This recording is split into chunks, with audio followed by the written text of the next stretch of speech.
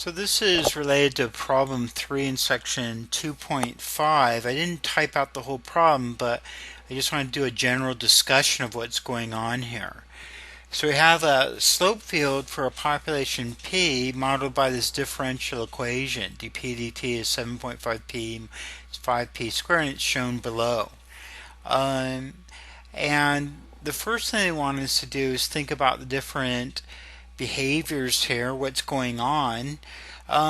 It looks like we have this line here, horizontal line, maybe 1.4 or so, but I can get this exactly because if my dp dt is 7.5p minus 5p squared, I can factor a p out of it and have p times 7.5 minus 5p.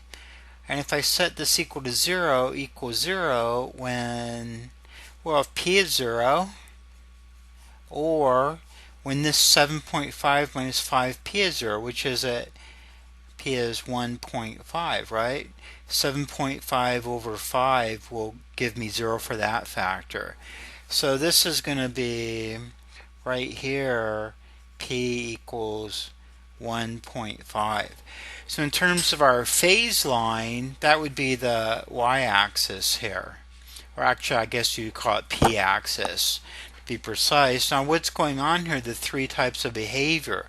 If I start down here, say, at maybe my p of t, p of 0 here is 0.3, it looks like I'm going to go do something like this and go up. So that, if I'm starting in there, so this is supposed to be at 0 here. I'm doing that. If I start on this line, if I have p of 0 is 1.5, I stay on this line. And then up here, if I have p of 0 is, say, 1.9, looks like I'm going down here, right? So this is the type of thing. Now, one thing that is different when you have a population problem, because it's population, your p is bigger than or equal to 0. We don't have any, negative population, negative birds, I don't know what, anti-birds. P is bigger than or equal to 0. So actually down here, you would, if you weren't told it was a population, you'd want to draw beneath this line here, beneath the t-axis. So this is p, this is t. It's autonomous, meaning again I don't have any free t's running around here, and that corresponds in my graph here that as I go from left to right along a horizontal line, my slopes all stayed the same. So that's what reflects this autonomous nature here. Okay. And then we can say, well, where is dp dt positive? Where is it negative?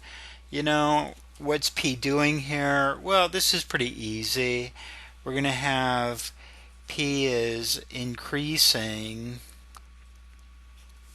when p is in, well, between 0 and 1.5, it's increasing, right?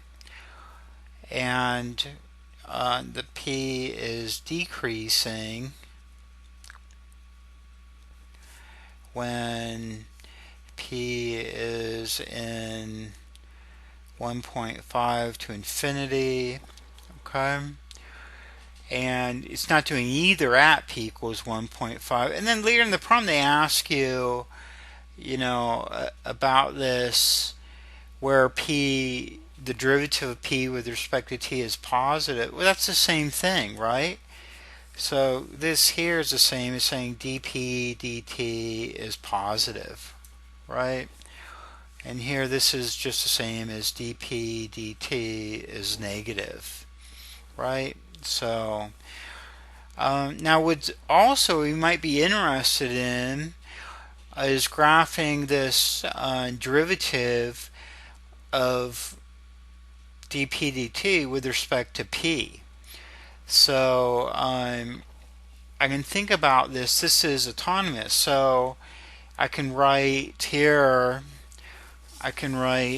what? That since my dp dt is 7.5p minus 5p squared, maybe I'll call f of p just be this polynomial, 7.5p minus 5p squared. And so I can graph this versus p here, right? So this is going to be 0, so here's my p-axis, and here's my f of p.